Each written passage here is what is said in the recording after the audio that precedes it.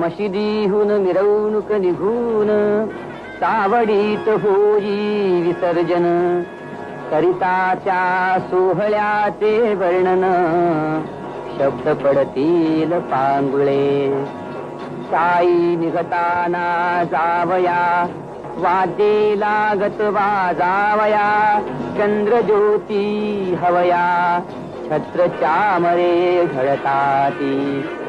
अति आनंद सकळ लोका, नाचत उडत दिंड्या पताका, ताशे तुतार्या करण्यांचा दणका, थय थय नाचे श्याम सुंदर.